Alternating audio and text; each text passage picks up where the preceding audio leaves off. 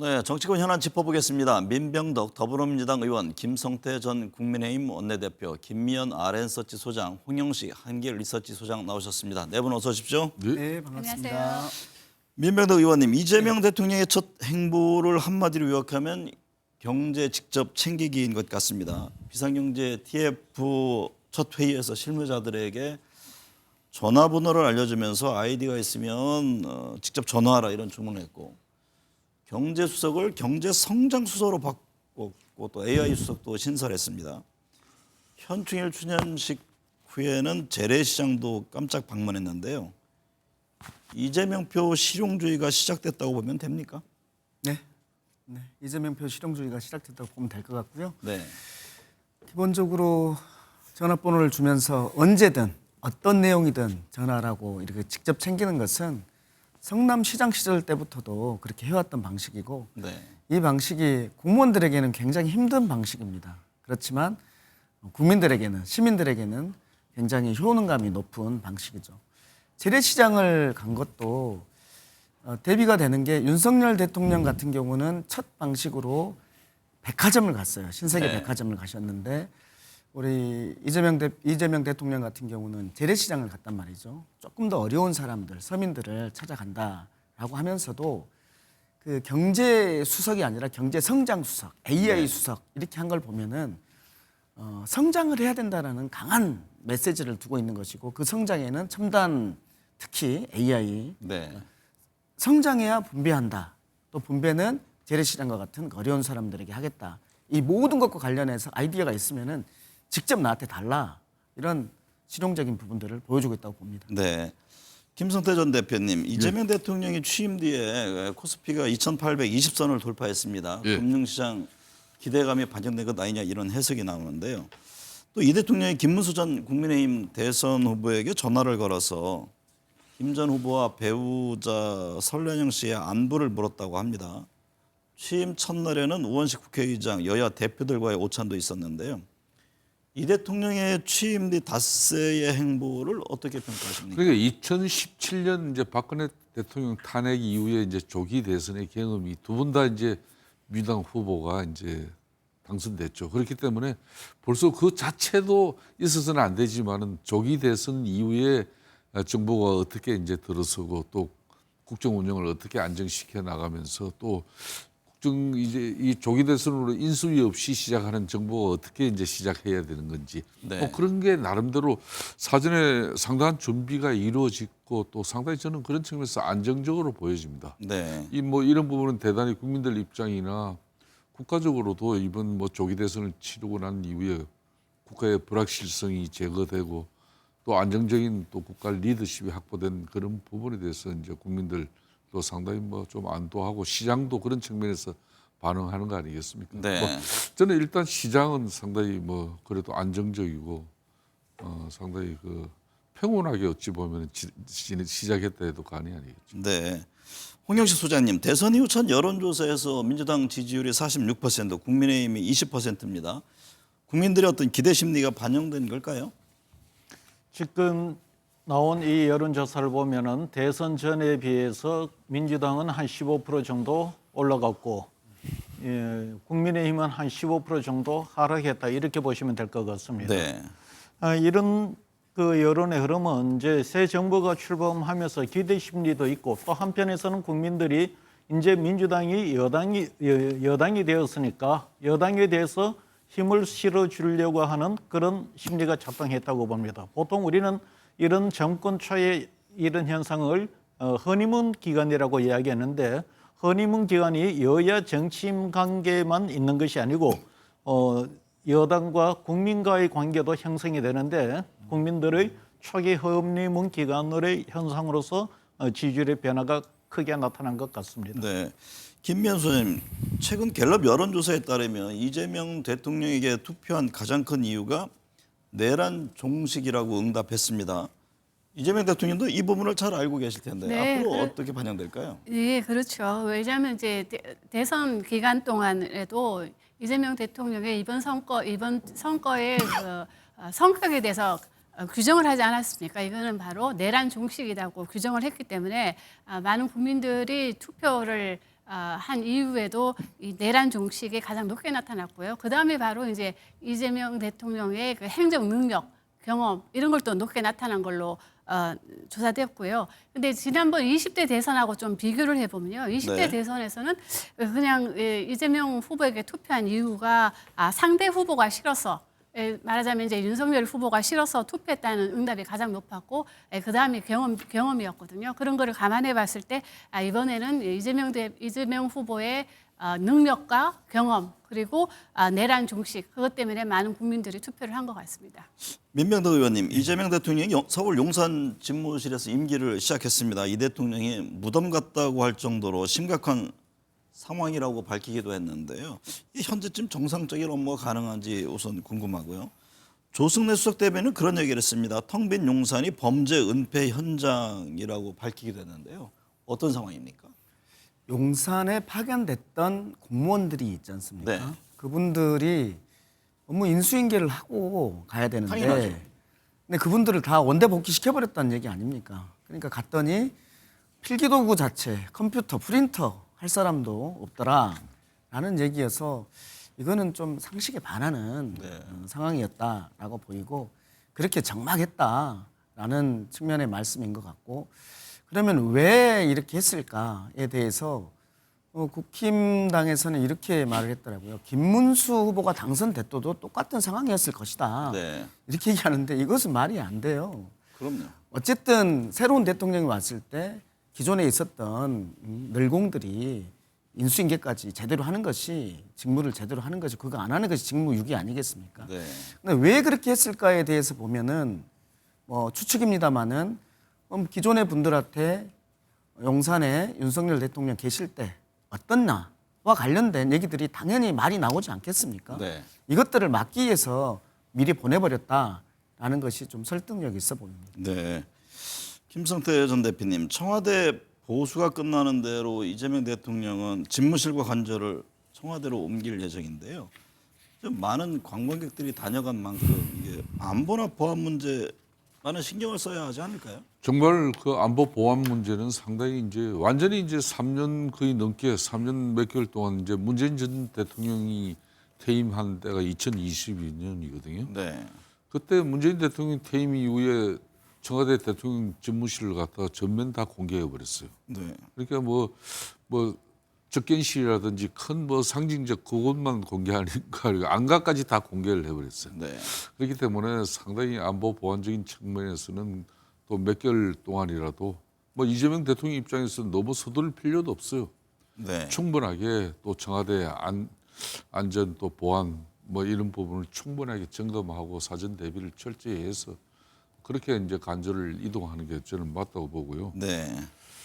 조금 전에도 이제 참 그 용산 이제 윤석열 집무실을 갖다가 이제 뭐 대통령실을 갖다 완전히 다 비우면서 이 흔히 말하는 널공들은 인수인계 그 각 부처별로 이제 매뉴얼이 있거든. 이걸 이제 사실 있을 수 없는 일 아닙니까? 그렇죠. 그러니까 의공들은 어쩌다 공무원 된 정무직 인사들은 그럼요. 빠져주는 게 그거는 맞는 거고요.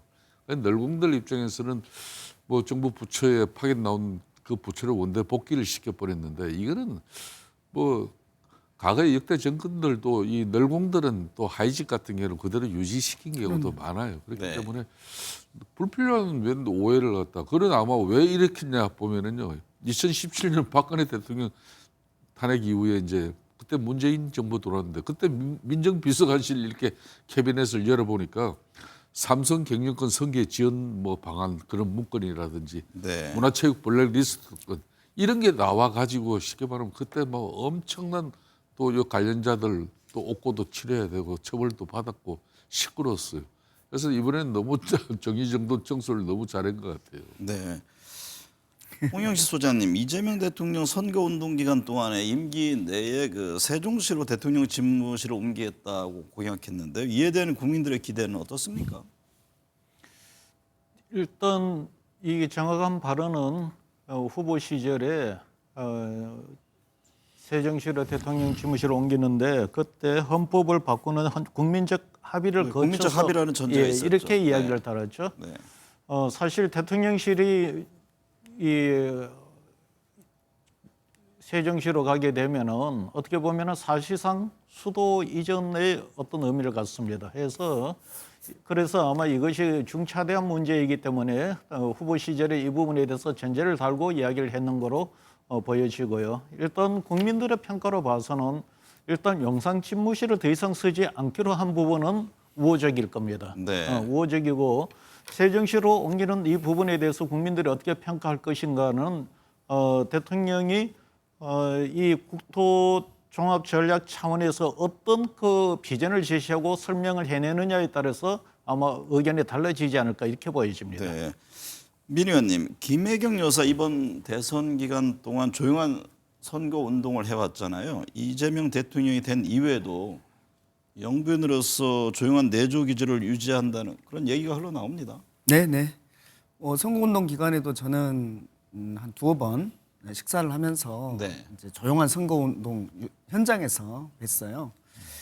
그런데 그런 얘기들을 계속 하시고 특히나 윤석열 정부가 무너진 것과 관련해서 김건희 여사의 사례가 매우 크지 않습니까? 네. 그때 어땠냐면 대선 때 김건희 여사와 관련된 이러저런 문제들이 많이 있었고 그래서 제2부속실도 안 만들 정도로 내조에만 집중하겠다 이렇게 했었어요. 근데 네. 거기에서 계속해서 사고가 터졌던 거 아닙니까?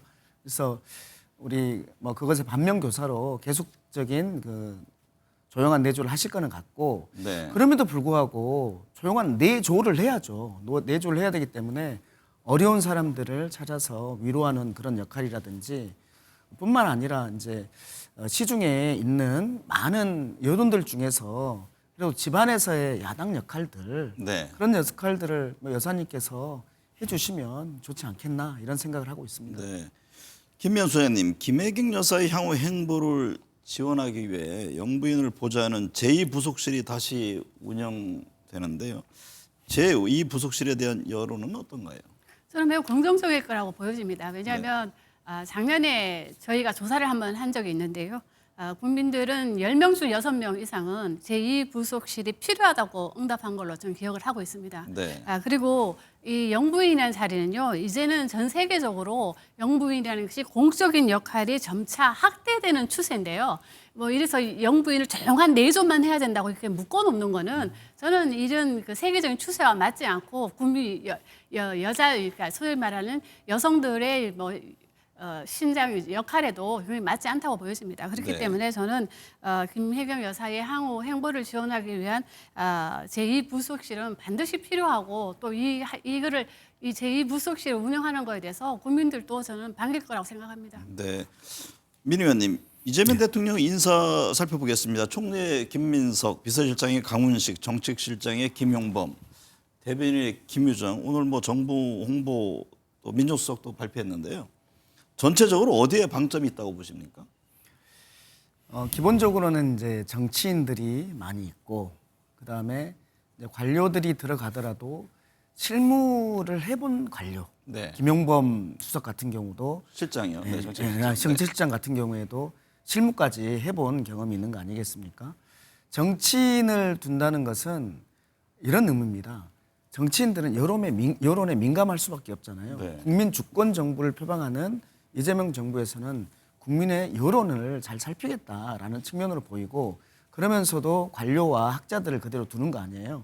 관료들은 상명하복에 뭐 이제 익숙하고 그리고 또 실무에 능하고 네. 학자들 같은 경우는 이론에 박지만은 실행력이 좀 떨어지고 그렇죠. 이 부분들을 총괄적으로는 정치인 뭐 비서관이나 이런 분들이 좀 국민의 여론을 살피면서 총괄하는 이런 분위기로 보입니다. 네. 정책실장은 관료 출신, 경제수석, 경제성장수석이죠. 학자 출신 해가지고 서로 균형을 맞추는 그렇죠. 것이다 이런 해석이군요. 예, 그 뭐 정책 수석 같은 경우도 관료 출신이긴 하지만은 또 현장에서의 경험들이 네. 있습니다. 그 가상자산과 관련된 해시드 대표도 3년 정도 하셨고 그렇죠. 현장의 경험들이 있다 보니까 저는 네, 뭐 정치인과 학자와 잘 맞출 수 있을 것이라고 봅니다. 네. 김현수 의원님, 이재명 정부의 첫 인사는 어떻게 보십니까? 여론은 어떻게 보고 있나요? 저는 여론도 상당히 긍정적으로 평가할 거라고 보여집니다. 네. 왜냐하면은 지금 임명된 주요 포스트에 있는 인물들은 대부분 국민들이 잘 아는 사람들이에요. 그렇기 때문에 국민들은 그분들의 장단점을 잘 알기 때문에 그런 사람들을 임명했다는 거에 대해서는 저는 상당히 긍정적으로 평가할 것 같고요. 그리고 지금은 깜짝 인사가 필요한 시점이 아니라고 저는 보여집니다. 왜냐하면 네. 경제도 너무 힘들고 하루 또 이게 인수위도 없는 상태이기 때문에 빨리 이제 국정이 정상화를 가기 위해서는 어느 정도 행정부를 좀 장악할 수 있는 그립감이 매우 센 사람이 포스트에 와야 되는데 그런 면에서 저는 정치인들 특히 다선 의원들을 전진에 배치한 거는 매우 탁월한 선택으로 보여지고요. 여론도 이에 대해서는 상당히 긍정적으로 평가할 걸로 보여지고 네. 또 하나는 소위 말해서 이 국무총리로 후보로 지명된 분 같은 김민석 수석 최고위원 같은 경우에는 차기 대권 주자로 거명될 수 있는 분이거든요. 민주당 내에서 그러니까 그런 분들을 이렇게 임명했다는 거는 바로 그리고 우리가 지금 상기해야 되는 게 이재명 후보 시절에 이야기했던 것 중에 가장 중요한 거는 정권 재창출이라고 얘기를 했거든요. 그러니까 네. 그런 걸 관점을 봤을 때 벌써 5년을 내다보고 정권 재창출을 위한 준비를 지금부터 하고 있다. 그렇다면 상당히 이 일을 잘해야 되기 때문에 그런 관점에서 본다면 저는 이번 인선은 아주 잘 됐다고 보여집니다. 정권 재창출은 너무 앞선 얘기 아닙니까? 네, 지금 이제 시작인데 김성태 전 대표님, 경제부총리 구윤철, 통일부 장관 정동영, 환경부에는 앞서 출연했던 김성환 의원 등이 거론되는데요. 어떻게 보셨어요? 이재명 정부의 첫 인사. 정치와 그 정무적 판단이 잘 이루어져야 할 그런 부처에는 정치권 인사를 대체로 많이 중용하고 또 정치적 경험도 풍부하면서 또 한편으로는 이제 국정 경험이 많이 필요한 그런 이제 경제 부처라든지 또 산업 정책 이런 쪽은 또 관료, 정통 관료를 갖다 이렇게 전진 배치하는 그런 형식. 그리고 자신이 오랫동안 조력을 받은 그런 핵심 정책통들은 또 정책 관련 대통령실에 또 임무뿐만 아니라 이제 부처에서도 그런 역할을 또 맡길 것 같고 대체적인 인사 평가를 하면은 국무총리 김민석 또 이 수석 최고부터 그러니까 가장 자신의 이제 심중을 잘 아는 그런 핵심을 총리로 앉히고 또 우상호 이제 정무수석을 또 이렇게 참 우상호 같은 수석 같은 경우는 이 비대위원장 원내대표까지 역임하면서도 민주당 내에서도 대화 타협을 중시하는 그런 상당히 괜찮은 인사예요. 네. 그리고 이제 강훈식 또 비서실장 같은 경우도 대체로 저도 저분하고 같이 또 상임위에서 근무도 같이 해보고 저 원내대표 시절에 국토교통위에 활동을 할 때 제가 경험을 했는데 성격이 그렇게 뾰족한 그런 친구가 아니에요. 네. 상당히 또 이렇게 소통 잘하고 또 합리적이라는 평가를 형님 받죠. 동생 이렇게 네. 하면서 상당히 좀 친화력이 좋은 양반들이. 그러니까 저런 부분은 이제 상당히 이제 이재명 지금 대통령께서 인사를 좀 대체적으로 저는 잘했다고 봅니다. 그러니까 파격적인 깜짝 인사 등용을 통해 가지고 불안한 평가를 받을 이유가 없다 이런 인사예요. 또 그러면서도 내년 지방선거까지 고려한 상당히 전략적인 인사다. 네. 그러니까 저 인사에는 저분은 분명히 다음에 서울시장을 타겟으로 볼 건데 저 사람 또 어디 딱 그런 정도 그런 제가 올 벌써 일찍 얘기하고 그 이야기를 할 필요는 없는데 네. 그런 측면에서는 상당히 전략적 인사로 내년 지방선거까지 고려한 그런 인사다 이렇게 보고 있습니다. 홍영식 소장님, 이재명 대통령이 지난 6일 대통령실 경제팀 참모들로 정책실장에 김용범 전 차관, 경제성장수석에 하준경 한양대 교수 등을 임명했습니다. 대통령실이 주도적으로 성장 전략을 이끌겠다 이런 의지가 엿보인 것으로 해석들을 하는데요. 여론에는 어떻게 반영이 될까요? 제가 볼 때 여론에는 긍정적인 영향을 미칠 겁니다. 당연히 그렇게 결정을 해야 됐었고 좋은 방향이라고 봅니다. 사실 윤석열 대통령은 보수 정권으로서 아마 국민들은 어느 정도 이 경제 문제에서 성장 문제에 대한 어떤 기대를 했었는데 윤석열 대통령은 거의 3년 동안 이 사회 문제에 집중하면서 경제를 거의 제대로 챙기지를 않았어요. 네. 그러다 보니까 거기에 대한 어떤 반대 어떤 기대도 있는 거고 또 한편에서는 지금 전체적으로서 민주당은 전통적으로 이 분배 정책을 성장 정책보다 우선시했는데 문재인 정부부터 성장 정책을 우선시를 이제 하는 방향으로 틀었습니다. 그런데 네. 사실 문재인 정부도 유심히 보면은 앞에다가 뭐라고 해놓으면 소득주도 성장 이 전략으로 갔어요. 말은 이게 성장 전략인데 앞에 소득 이 주도로 달아나서 사실은 이 분배 정책을 완전히 벗어나지를 못했던 면이 있습니다. 그런데 이번에는 그런 전제 없이 분배 정책을 전면에 내세웠다는 것은 잘한 것이고, 딱 하나는 이제 문재인 정부 때 봤던 그런 경험이 있어서 이것을 지금 현재 제시하는 정책보다도 성과로 이어져야만이 나중에 단단한 여론으로 이어질 겁니다. 네. 김성태 대표님, 지난 5일에 내란 특검법, 최혜병, 김건희 특검법이 국회 본회의를 통과했잖아요. 뭐 정권 교체로 거부권 행사, 재표결 뭐 이런 반복되는 상황도 없을 텐데 국민의힘 안에서도 이 특검법을 바라보는 시선이 좀 지난 정부 때와는 달라 보입니다. 향후 특검법 문제는 어떻게 보고 계십니까? 당연히 이제 윤석열 정부 당시의 그 인식을 국민의힘 의원들이 가졌다면 그거는 저는 180도로 그 인식을 저는 달리해야 된다고 봐요. 네. 윤석열 대통령이 뭐 때문에 망했습니까? 김건희 여사에 대한 가보예요. 예? 해병대 최상병 특검법을 왜 그걸 예면했습니까?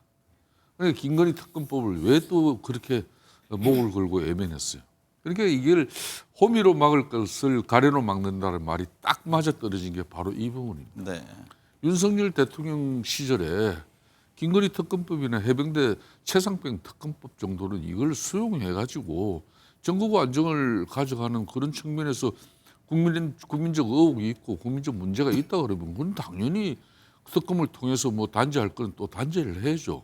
그러니까 YS 같은 경우도 정권 말기였지만은 자제분 김현철 씨를 갖다가 뭐 구속 수감까지 되더라도 그 앞으로는 겪으면서도 국정운전은 평온하게 한 거고, DJ 같은 경우 세 아들을 다 그렇게 힘든 시간을 보냈어요. 네. 그런데 윤석열 대통령만 유독 김건희 여사에 대한 특별한 그 지나친 애정이 결국은 보수 정권에서 보수 정당에서 국민의힘에서 자신 보고 5년짜리 대통령 임기 잘 마치고 복귀해라 그랬지 누가 2년 10개월 하고 자기 사전에 서초동으로 복귀를 해라 그랬습니까? 네.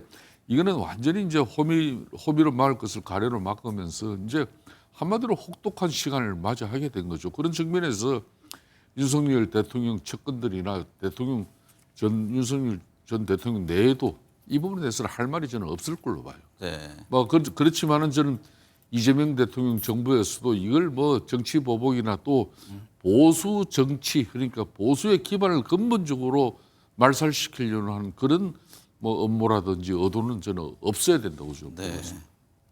지나친 애정 때문으로 보고 계시는군요. 예? 민혜님, 내란 특검부터 빠르면 이달 말 다음 달 초쯤에 출범할 것으로 보여지는데요. 내란 행위에 대한 단죄 등에 대해서 지금 여권의 의지는 확고한 거죠. 그렇죠. 내란 종식해야 우리가 앞으로 갈 수 있다라고 보는 것이기 때문에요. 그래서 이번에 내란 특검법을 수정 발의해서 통과됐잖아요. 수정 발의가 검사가 40명에서 60명으로 늘었어요. 다만 그 기간은 늘지 않았습니다. 그건 무슨 말이냐면 지금 우리가 내란과 관련해서 대통령, 윤석열 대통령 그리고 군, 경찰 이렇게 지금 재판 중이잖아요. 재판 중인데 무슨 특검이냐 이렇게 생각하실 수 있는데 텅 비어 있는 곳들이 있습니다. 국무위원들 그리고 대통령실, 국정원 이런 부분들이 텅 비어 있고, 그리고 또 외환 유치와 관련해서도 이제 좀 수사 여지가 있는 것들이 있습니다. 네. 그래서 이것을 너무 길게 하면 안 된다 측면에서 기간을 연장하지 않으면서 짧게 끝내자라고 네. 하면서 이제 인원은 늘리고 기간은 늘리지 않는 그런 특검을 했고, 이게 6월 10일 정도 화요일 날 이게 통과되면, 국무회의 통과되면 바로 이제 특검 추천들을 하면서 7월이면 출범하지 않을까 네. 이런 생각이 들고요. 아까 김성태 전 의원님 말씀하신 것처럼 이 특검과 관련해서는 우리 검찰총장 출신의 대통령께서 특검이라는 것을 최혜병은 본인과 관련된 것이고 이제 김건희 본인 부인과 관련된 이 부분들에 대해서 너무 막으면서 지나친 방탄을 하면서 네. 일을 키워온 느낌들이 있는 거고, 또 좋은 말씀 주셨는데 근데 이것을 가지고 정치법복의 수단으로 선언해서는 안 된다. 너무나 맞는 말씀이다. 네. 라는 말씀을 드립니다. 김민수 소장님, 사법개혁에 대한 관심도 큽니다. 대법관 증언에 대해서는 이재명 대통령이 속도 조절을 주문했고 대법원이 국회에 의견서를 낼 것으로 보이는데요. 사법개혁에 대한 여론은 어떤가요? 저는 이 부분에 대해서 이재명 대통령이 속도 조절을 주문한 거는 저는 매우 잘했다고 생각합니다. 왜냐하면 바로 이런 대법관 정원 같은 그 문제 같은 경우는 공론화 과정이 반드시 필요합니다. 공론화 과정 없이 국회의원들만으로 공론화를 시켜서 이렇게 통과시키는 거는 반대로 상당히 반발을 불러올 수 있기 때문에 공론화 과정을 거치고 국민들의 의견을 물은 다음에 이렇게 개혁을 하는 거는 저는 필요하다고 보여지고요. 이것이 잘못하면은 사법 개혁이 아니고 사법을 장악하는 것이 아닌가 하는 그런 쓸데없는 또 의구심이 좀 생길 수도 있다고 보여지고요. 그러나 여기에 사법 개혁과 그리고 검찰 개혁은 다른 문제입니다. 검찰 개혁에 대해서는 국민들이 상당히 필요하다고 느끼기 때문에 검찰 개혁은 밀고 나가더라도 이런 사법 대법관 증언 같은 이런 문제는 반드시 공론화 과정이 필요하다고 보여집니다. 민병덕 의원님, 12.3 비상계엄 이후 6개월 동안 멈춰있던 외교가 재가동에 들어갔습니다. 이재명 대통령이 취임 사흘째인 지난 6일이죠. 도널드 트럼프 미국 대통령과 첫 정상 통화를 했습니다. 두 정상이 이른바 암살 위협 관련 동병상련 교감을 나눴고 방미 초청도 했다고 하네요. 네네. 그 동명상련인 게 여러 가지가 있어요. 네. 암살 위협도 그렇고 실제로 목에 한 분은 한 분은 정말 두상을 입은 거 아니에요? 총상을. 네. 그리고 또 하나는 뭐가 있냐면 두 분 다 직전 대선에서 패한 경험들이 있는 거예요. 그 쓰라림들이 있는 겁니다. 네. 그런 같은 아픔들에 대한 동병상련이 있었을 거고요. 또 하나는 우리 트럼프 대통령은 정말 협상가 아닙니까? 이런 결단을 하는 그런 협상가 스타일이신데 그분 입장에서도 이재명 대통령이 마음에 들 거라고 봅니다. 네. 이재명 대통령도 정말 고비마다 결단들을 해온 그런 스타일이잖아요. 네. 그래서 두 분의 케미는 꽤 잘 맞을 것이다. 저는 오히려 배짱이 맞을 거다라는 생각들을 합니다. 네. 김성태 대표님, 트럼프 대통령이 동맹을 위한 골프 라운딩을 하자고 제안했습니다. 트럼프 대통령의 골프 사랑은 유명하잖아요. 그렇습니다. 일본의 그 아베 전 총리도 골프를 치면서 친해졌는데 어떤 의미가 있다고 보십니까? 사실상 윤석열 전 대통령도 트럼프하고 이제 골프 실력 맞추려고 작년에 연습 꽤나 했다는 거 아니겠습니까? 골프 연습만 제대로 하고 국정 운영을 제대로 펼쳤으면 참 좋았는데 좀 안타깝죠. 안타깝고 저는 이제 트럼프 대통령이 이렇게 골프 라운딩을 제안했다는 것은 상당히 이제 의미를 좀 뒀다고 봅니다. 네. 특히 한미 동맹 관계는 아무리 트럼프 자신이 때로는 장사치로 이렇게 요즘 관세라든지 이런 통상무역을 또 다스리는 문제도 있지만은 골프 라운딩을 하자 그러면 상당히 여러 가지 의미를 두는 거예요. 또 저 양반이 또 골프 강의지 않습니까? 네. 골프 강의면서 본인 자신이 자신의 골프 실력을 챔피언십 수준이라 그래요. 그래서 실질적으로 타이거 우즈나 로리 맥킬로이 이런 사람들 같이 쳐보니까 타이거 우즈 같은 경우는 꽤 긴 드라이브를 날리더라. 네. 로리 맥킬로이 같은 경우는 아마추어 치고는 대단한 실력이다. 그러니까 실질적으로 트럼프의 핸디캡은 한 2.8에서 한 4 정도로 자기가 얘기했는데 치본 사람들은 핸디캡은 한 10으로 봐야 된다. 이런 정도인데. 네. 그러니까 너무 또 형편없는 실력 가지고 또 이재명 대통령이 라운딩을 하면은 나중에 치고 나서 또 너무 이것 때문에 또 우습게 볼까 봐. 네. 그래서 좀 빨리 가해를 받더라도 좀 웬만한 실력 가지고 라운딩 했으면 좋겠고 그보다는 전통적인 한미 동맹 관계 이번에 G7 또 비롯해 가지고 또 여러 가지 미국하고 또 동북아 안보 질서를 갖다 수립하고 하는데 또 긴밀한 또 이재명 대통령의 기존의 이제 미국 측에 대한 인식을 좀 바꾸는 좋은 계기로 삼을 수 있는 수단이에요. 네. 이재명 대통령도 운동신경이 좋은 것으로 알고 있습니다. 그러니까 제가 알기로도 골프 괜찮다 그러더라고요. 네. 홍 소장님, 오늘 15일 캐나다에서 열리는 G7 정상회의에서 두 정상이 만날 것으로 이렇게 추측이 되잖아요. 두 정상과 첫 대면이 중요하지 않습니까?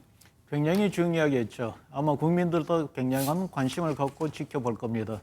지난 대선을 지켜봤을 때 두 후보 간에 제일 큰 쟁점이 되었던 것이 이 경제 안보 이 전략을 어떻게 할 것인가 이 문제를 놓고서 격돌을 했던 거고, 사실 이 문제와 관련해서 보수 후보 쪽에서는 공세를 취했지만 사실 그 이재명 이제 대통령입니다만 후보 시절에 그 부분에 대해서는 국익을 우선을 해서 대응처하겠다 이렇게 이제 그 당시는 그렇게 넘겼는데, 이제 그 핵심은 뭐가면은 미중 간에 있어서 과거에는 디커플링, 지금은 이 지정학적 리스크로 해서 두 국가 간의 어떤 대립 과정에서 우리나라가 경제 안보 문제를 어떻게 풀어갈 것인가 이 문제다 말입니다. 그래서 민주당은 전통적으로 경제는 중국, 안보는 미국, 그래서 안미 경중 이런 전략을 이제 전통적으로 취해 왔는데, 대체적으로 지금 국제 정세 상황에서 그것이 한계가 있다. 그럼 한계가 있으면은 새 대통령은 그 문제를 어떤 식으로 대처하고 돌파할 것인지 그 답을 국민들이 지켜보겠죠. 네. 뭐 6월 15일 날 이 만남이 성사가 될지 안 될지 모르겠지만 어쨌든 제일 중요한 관전 포인트가 될 것 같습니다. 네. 김명수 소장님, 다음 중국, 일본, 러시아 등 두 정상 간 통화가 이루어질 텐데요. 윤석열 전 대통령은 당선 뒤에 미국, 일본, 영국과 차례로 통화를 가졌고 중국은 베트남보다 뒤에 7번째로 했습니다. 이게 뭐 순서를 조율하면서 통화를 하게 되겠죠. 네, 지금 제 제일 관심사는 두 번째 국가가 어디냐, 일본이냐, 중국이냐인 것 같습니다. 이재명 대통령은 중국에 대해서는 윤석열 대통령보다는 훨씬 더 호의적인 관계를 갖겠다고 이야기를 했기 때문에 아마도 중국하고 통화할 확률이 커 보이지 않을까 이런 생각도 할 수 있는데요. 어떻게 보면 지금 한미일 동맹을 매우 중요시 이야기했기 때문에 일본과 먼저 또 통화도 할 수 있는 가능성도 있기 때문에 저는 이 누구랑 두 번째 국가가 어딘가에 따라서 향후 외교적 행보 어떻게 할 것인가 외교적 그림이 보여질 걸 보여집니다. 네. 민 의원님, 이재명 대통령의 국제무대 데뷔전이 확정됐습니다. 취임 11일 만이죠. 오는 15일 G7 정상회의에 참석하는데요. 취임 2주일이 되기도 전에 다자간 정상외교 데뷔전을 치르게 됐는데 이재명표의 외교는 어떻게 예상하십니까? 기본적으로 2주도 안 됐는데 나간다는 게 녹록한 일은 아니죠. 네. 참모들도 제대로 준비 안 돼 있는 이런 상태에서 나가는 건데 그래도 기본적으로는 지금 온 세계가 주목한 대한민국 아니었습니까? 네. 6개월 동안 그 민주주의를 회복한 그 상징으로 나가는 것이기 때문에 그 부분과 관련해서는 지난번에 문재인 대통령이 나가셔서 코로나로 다 찬사를 받았던 것처럼 G7에서도 민주주의 회복과 관련해서 대한민국이 찬사를 받는 그런 것은 있을 것이다 라고 보이고요. 네. 또 하나는 윤석열 대통령께서 했던 몰빵 외교가 있었던 거 아닙니까? 네. 이것에 대해서는 미국을 최우선으로 하면서도 다자 외교를 복원하지 않겠나 이런 생각을 하고 있습니다. 네. 다만 한마디만 더 하면 이번 백악관에서 대통령 당선과 관련해서 한미 동맹을 우선하면서도 중국의 영향력 행사를 반대한다 이런 논평을 냈어요. 네. 이거는 제가 보기에는 좀 결례다라고 네. 보이는데 어쨌든지 간에 이렇게 미국은 이 부분 중국과의 관계 부분에서 이렇게 민감하다라는 측면들이 있기 때문에 이재명 대통령께서 이 문제를 좀 고려하면서 좀 해야 되지 않겠나. 네. 김성태 전 대표님, 이재명 대통령의 민주당 의원들이 모여있는 텔레그램 방에서 나갔다고 합니다. 고생하셨다 등으로 화답한 의원들이 있는 반면에 나가지 말고 남아서 의견을 들어달라 이런 반응도 보였다고 하는데요. 당무 개입의 선을 그으려는 의도가 있는 것 아닐까요? 그렇습니다. 이제 이재명 대통령은 이제 민주당에서 이제 수권 정당으로서 대통령이 되기 위한 어떤 그런 언들하고의 동시적 어떤 그런 소통 관계는 이제 그거는 이제 청산되고 끝난 거죠. 네. 대통령이 되고 나면은 왜 이제 오로지 국민만 쳐다봐요. 본인 취임사 때도 밝혔지만은 이제는 뭐 보수의 문제 또 뭐 진보의 문제가 아니라 오로지 국민의 문제만 보겠다 그랬지 않습니까? 네. 그렇듯이 당연히 이제 민주당 텔레그램 방에서 이렇게 나오는 것은 저는 잘한 판단이라고 보고 민주당하고의 이 텔레그램 방에서 나오는 것도 중요하겠지만은 어떻게 보면은 이재명 대통령을 만들고 민주당 내에 또 후보의 지위를 확보하는 과정까지 정말 함께 온 그런 이재명 대통령 입장에서는 정말 떼야 뗄 수 없는 그런 사람들이 있죠. 바로 뭐 개딸들이라는 분, 뭐 그런 분들도 이제는 좀 완전한 뭐 전령까지는 하지 않더라도 네. 국민 중에 한 사람으로서 국민 중에 한 뭐 그런 소통 채널 정도로 이렇게 해가 주는 게 저는 좋다고 보는 거고 제일 중요한 것은 이제 이재명 대통령이 이제 소통할 부분은 이제 특히 여소야대 정부에서 비록 국민의힘이 예소한 그런 이제 보수 야당입니다만은 이제 민주당은 상대적으로 거대 여당입니다. 네. 거대 여당이기 때문에 상당히 국정 운영을 원활하게 또 뒷받침할 수 있는 그런 입법 권력을 가지고 있기 때문에 민주당의 목소리보다는 야당의 목소리를 많이 기울여 주시면은 이거는 성공한 대통령으로 갈 수 있는 거죠. 네. 저는 그런 측면에서 그저께도 제가 정무수석이 되는 그 우상호 의원을 만나가지고 한 이야기가 이분이 술도 잘 드시고 소통 대화 잘하시는 분인데 민주당 의원들보다 국민의힘 의원들 더 자주 만나고 식사하고 소주잔 기울여라. 원래 전통적으로 정무수석이 그랬죠. 그렇게 사실 야당 그런 의원들과, 자리 하는 거죠. 자주 만나고 깊이 있는 소통을 그러니까 하는 저도 역할을 윤석열 했었죠. 대통령실에 그렇게 많은 제가 참 쓴소리를 많이 넣었어요. 네. 예? 정무나 뭐 비서실장 시간 나는 대로 민주당하고 대화하고 소통해라. 네. 민 의원님, 이 대통령이 텔레그램방을 나가면서 새로운 대한민국을 만들자라고 했을 때 의원들 반응 어떻습니까? 어제는 대표 시절 지도부를 한남동 관저로 초청해서 만찬을 하기도 했잖아요. 핵심 중에 핵심이 이제 성공한 대통령 네. 국민들에게 필요하다. 제일 처음에는 좋았지만 또 막판에 가면은 안 좋은 것들이 많은 대통령, 우리 국민들에게 불행 아니겠습니까? 이제 성공한 대통령 만들자. 여기에 대해서 다 의기투합하고 있는 부분이고요. 네. 저는 그래서 이제 뭐 아까 말했던 당무 개입 뭐 이런 부분들은 실은 말이 안 된다. 네. 지난 정권에서 있었던 문제이기 때문에 뭐 그렇지 이거는 말이 안 되는 거고 당무 개입이 아니라 정말 당과 정과 청이 협력을 정말 잘해야 되는데 이것이 원활하게 돌아가야 된다. 네. 라는 측면하고 함께 우리 김성태 의원님께서 말씀하시는 우상호 정무수석이 정말 야당하고 잘 협치를 할 겁니다. 잘 만나서 얘기들을 많이 듣고 그것을 전달을 잘할 거라고 생각합니다. 네. 지난번에 우리가 그렇지 못해서 너무나 문제였던 거 아닙니까? 네. 야당을 말살해야 되는 상대로 여기다 보니까 계속해서 싸움이 일어나고 대통령은 가장 힘센 사람이잖아요. 가장 힘센 사람이 가장 먼저 양보를 해야 된다라는 차원에서 잘할 수 있을 거라고. 여당이 사실 중요하죠. 그렇죠. 그런 어떤 대화 타협의 자세를 어떻게 견제해 나가느냐 이게 국정 운영에 굉장히 중요한 요소가 되는 것이죠. 홍 수장님, 민주당이 새로운 당대표 원내대표 선출을 앞두고 있습니다. 오는 13일 치러지는 민주당 차기 원내대표 경선 친명 2파전 얘기합니다. 4선의 서용교 의원과 3선의 김병기 의원이 출사표를 던졌는데요.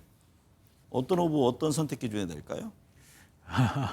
당내 사정 이야기에서 제가 전망하기는 쉽지가 않고 제가 봐서 일단 이재명 대표가 대통령 되기 당선되기 전이라면은 이재명 대표의 어떤 그 영향력이 크게 작용했겠죠. 그래서 뭐 선수와 이재명 대표의 명심 이런 식으로 그거를 전망을 해볼 수가 있겠는데 네. 이제는 대통령으로서 이제 당을 떠났기 때문에 지금은 제가 볼 때는 그런 관점 포인트보다도 이 민주당 내의 이전 386 그룹과 그 이후 포스트 386 그룹 간의 어떤 그 역관계가 어떻게 재정립될 것인가 그리고 네. 그것이 어떻게 보면 우리는 세대 교체라고 표현하는데 그것이 어떻게 이루어질까 그런 관점에서 지켜보는 게 오히려 더 중요한 게 아닌가 이렇게 보여집니다. 네. 김민수 의원님, 8월 전에는 민주당 조기 전당대회도 엽니다. 지금 정청래, 박찬대 두 친명 인사가 당권을 놓고 경쟁할 것이다 이런 전망이 있는데요. 두 사람 다 이재명 대통령과 당원들 신임이 두텁잖아요. 어떨까요?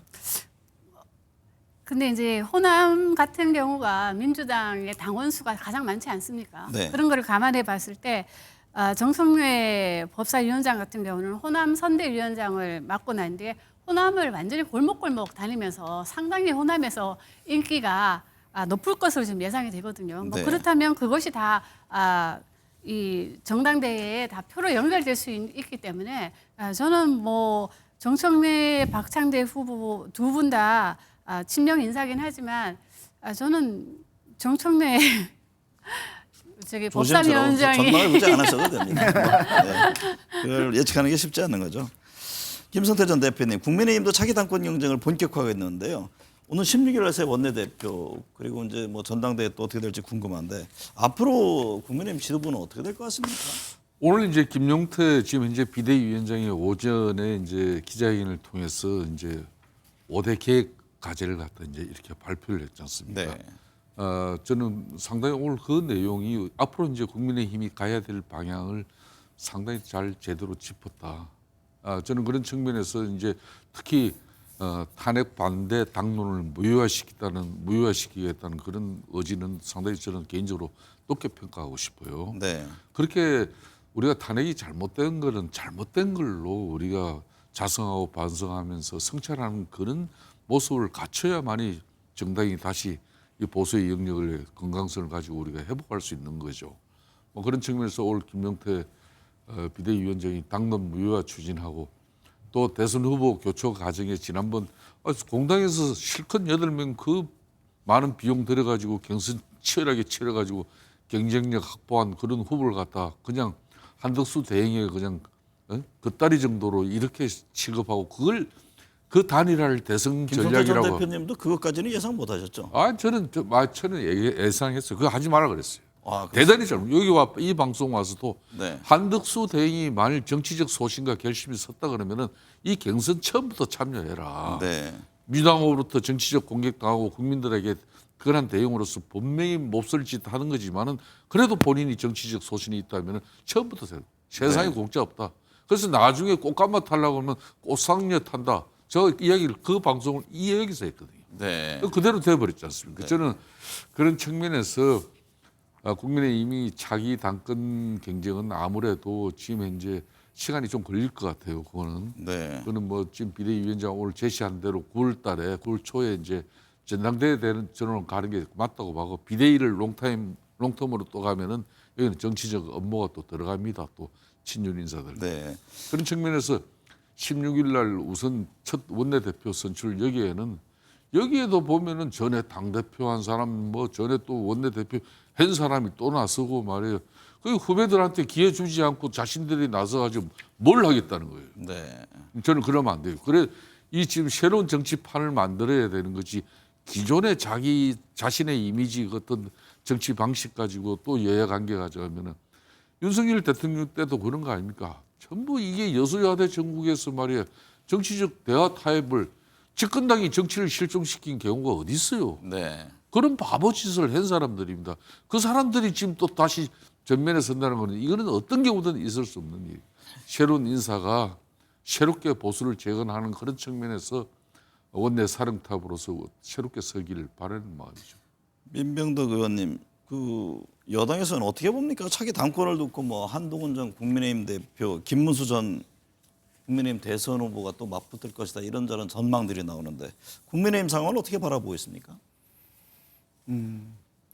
한동훈 대표 친한계 한동훈 대표 김문수 후보를 어디로 봐야 되나요?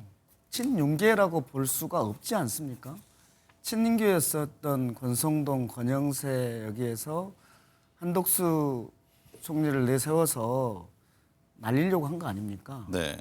거기에 그러면 근데 41% 정도 얻은 김문수 후보는 좀 독자적인 세력인데 41% 정도를 얻었기 때문에 그래도 어느 정도 힘을 가진 그런 후보로 보이는 그런 세 개의 파트가 있고 또 하나는 요즘 홍준표 전 시장의 행보를 보면 네. 홍준표 전 시장과 뭔가 또 움직일 것 같죠. 이준석의 이제 보수 또 재통합이라든지 이런 흐름들이 좀 보여서 약 4개의 흐름들이 좀 보인다. 그런데 문제는 그 흐름들의 핵심 목표가 뭐냐? 당권을 잡는 목표가 뭐냐? 당권의 방향을 무엇으로 할 거냐? 이게 핵심인데 당권의 방향을 민주주의 회복, 당내 민주주의 회복, 민생의 회복 이렇게 잡을 것인지 아니면은 여당 견제, 이재명 악마화 이렇게 계속 둘 것인지에 따라서 그게 달라진다고 봅니다. 네. 저는 국민을 우선하는 방식으로의 당권 경쟁을 하면 뭐 성공할 거고 그러지 않으면 망할 거다. 저는 간절히 합리적 보수가 다시 재건되기를 간절히 바라는 네. 방향입니다. 김명수 의원님, 이준석 개혁신당 의원 이번 대선에서 한 자릿수 지지율에 머물렀는데요. 막판에 그 여성 신체 부적절 발언이 큰 논란이 됐습니다. 이 의원의 대선 결과 앞으로 행보 어떻게 보고 계세요? 8%라는 득표율이 적지 않은 득표율이라고 저는 평가를 하고요. 이 득표율로서는 어떤 보수의 차기 희망이라는 걸 보여준 동시에 저는 한계도 보였다. 왜냐하면은 출구조사 결과를 보면 20대 남성들에서는 매우 높은 지지를 받는 반면에 여성들에서는 한 자리 숫자에 그치는 거로 나타났거든요. 네. 그런 거를 봤을 때 역시 갈라치기라든가 이런 거는 상당히 앞으로 이준석 의원이 극복해야 될 문제가 아닌가 보여지고요. 그러나 희망도 있다. 보수의 희망으로서 젊은 보수의 희망으로서 앞으로 나아갈 방향도 정해졌다. 이렇게 보여집니다. 제가 김성태 전 대표께 짧게 여쭤볼 내용이 있는데 국민의힘과 개혁신당을 합치는 흐름은 어떨까요? 지금은 제가 볼 때는 국민의힘이나 개혁신당이나 보수가 합리적 보수로 거듭 국민들에게 태어나기 위해서 그런 쇄신과 또 개혁의 어떤 그런 건전한 경쟁을 저는 해야 된다고 봅니다. 이 건전한 경쟁을 이루고 나면은 적절한 시기에 더군다나 1년 이제 채 남지 않은 그 내년 지방선거를 앞두고 또 그냥 국민의힘과 또 개혁신당이 이렇게 후보를 각자 내면 그 선거는 하나 많아요. 네. 더구나 상대 민주당은 지금 현재 집권당입니다. 그렇기 네. 때문에 합리적 보수의 길을 위해서 치열하게 새롭게 태어나야죠. 네. 오늘 말씀 감사합니다. 네.